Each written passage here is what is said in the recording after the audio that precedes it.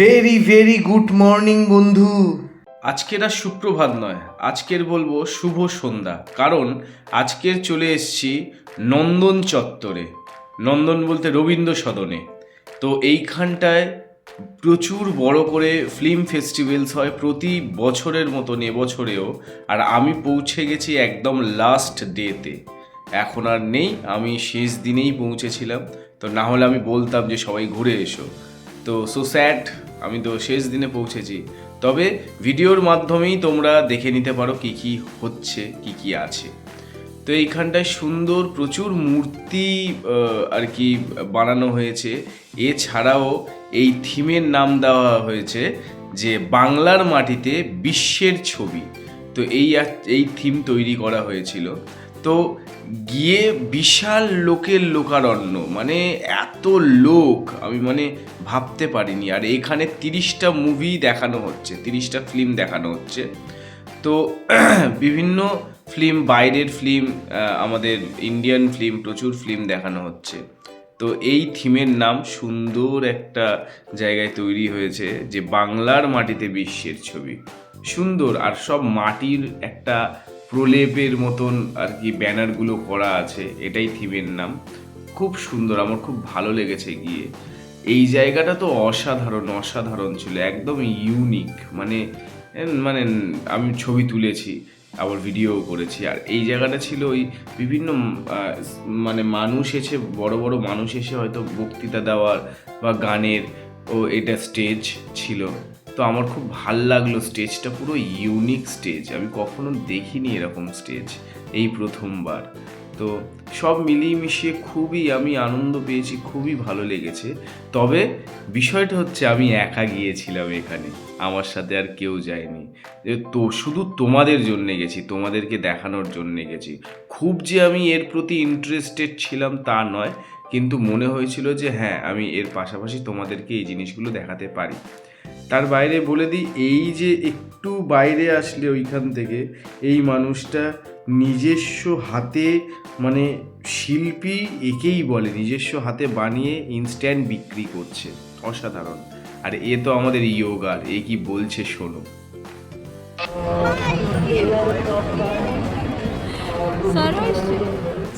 এ হচ্ছে সৃজা, এ আমরা একসঙ্গে ইয়োগা করি সকালবেলা। তো আমি জানি, আমার মন বলছিল যে কারোর না কারোর সঙ্গে দেখা হবে গেলে, তো ওর সঙ্গে দেখা হয়ে গেল। তো এইগুলো সব স্টল দিয়েছে, কিসের স্টল আমি জানি না, কিন্তু এই দিকে স্টলগুলো হচ্ছে খাবার স্টল, এইগুলো আমি ঠিক জানি। আর বহু মানুষ খাওয়া দাওয়া করছে, আর আমারও পেটে প্রচণ্ড তখন খিদে ছিল, কিন্তু খেতে পারিনি, কারণ ভিডিও করে তাড়াতাড়ি বেরোবো বলে। তারপরেই আমার একটা ক্লাস ছিল। আর এখানে দেখো নিজেকেই চালি চাপলিতে সাজিয়ে নিয়েছে, কি অবস্থা। যাই হোক, সব মিলিয়ে মিশিয়ে খুব ভালো সাজানো গোছানো ছিল। তবে একটা কথা, মানুষ যে কি সুখে ঘুরে বেড়াচ্ছে আমি বুঝতে পারছিলাম না। হয়তো এইগুলোই আমার মতনই দেখতে এসছিল। অসাধারণ সব মূর্তি বানানো হয়েছে নতুন নতুন, আমার খুব ভালো লেগেছে জায়গাটা, ঠিক আছে। আর এইখানটায় আমার এত হাসি পেয়েছে এই লোকটার দেখে, পুরো ওই ছবিতে যেমন লাগানো আছে ঠিক তেমন। এইখানে যে বাংলার জানলায় বিশ্বের ছবি, ঠিক আছে। তো আমি আগে ভিডিও করার আগেই আমি হেসে ফেলেছি, তারপর আমি ভিডিও করেছি, ওরমভাবে যেরকম তাকিয়ে আছে ওরা। তো এই জিনিসগুলো, আর ওরকম ফানুসের মতন বিভিন্ন আর কি পোস্টার লাগানো আছে ফিল্মের। তো অসাধারণ অসাধারণ সব মিলিয়ে মিশিয়ে, এটা তো নন্দনের একদম বাইরের যে এটা। তো এই জায়গাটা আমার খুব ভালো লেগেছে।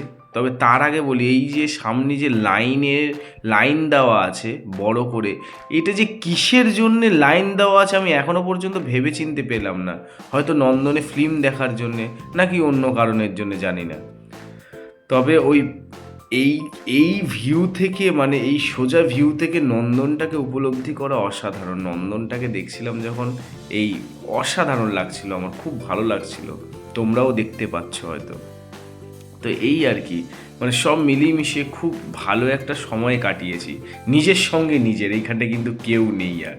তো যাই হোক, এদেরকেও দেখছিলাম, এরা খুব আর কি নিজেদের আর কি একটু মডেল ভাবছিল আর কি। হ্যাঁ, ফটো তুলছিল, খুব ভালো, এই জায়গাটাও অসাধারণ করেছে। আর এত মানে বড় এরিয়া নিয়ে আর এত বড় আমি ভিডিও করে ফেলেছি না, মানে কি বলবো আমি বুঝতে পারছি না। আর এই গাছটা অসাধারণ, আমার সব থেকে ভালো লেগেছে এই গাছটা, ঠিক আছে, আমার খুব ভালো লেগেছে, খুব অসাধারণ। এইটাও একটা ফ্রেম তৈরি করেছে, বাংলার জানালায় বিশ্বের ছবি আর কি, বিভিন্ন ধরনের। এটা হচ্ছে আমার মনে হয় যে এই ছবিটা হচ্ছে ঝিন্দের বন্দি বোধহয়, মানে এই মুভির হয়তো এই পিকচারটা। এরপরে আছে জোকার, এটা তো সবাই জানে জোকার মুভির পিকচার, ঠিক আছে। আর ওর পরে আছে আর একটা বই হয়েছিল, দড়ি ধরে মারো ঠান রাজা হবে খান খান, ওটা কি যেন বইটার নাম আমি ভুলে যাচ্ছি, ইস, আরে ওই বইটার নামই ভুলে গেলাম, যা। হীরক রাজার দেশে, মনে পড়েছে, হীরক রাজার দেশে, আমার মনে হয় সেইটার পিকচার। তো যাই হোক, এটা ওই আগেকার আমাদের ক্যামেরা, হ্যাঁ, তো সেইটার একদম সুন্দর করে তৈরি করে আর কি। আর একে দেখো ভগবান, আমি বলেছিলাম না ওর সঙ্গে ভিডিও করেছিলাম, একদম ক্যামেরার পাশেই দাঁড়িয়ে আছে, হরি বল। যাই হোক, এরা এরাও খুব ভিডিও করছে এনাকে নিয়ে। তো সত্যজিৎ রায়ের বোধহয় এটা একটা মূর্তি। যাই হোক, এই করে করে আমি আর তো কিছু খেলাম না, পেটে খুব জোর খিদে পেয়েছিল, তাই তাড়াতাড়ি করে বাড়ি ফেরার জন্যে বেরিয়ে পড়লাম। আজকের মতন টাটা, আবার পরের ভিডিওতে দেখা হচ্ছে, চলো।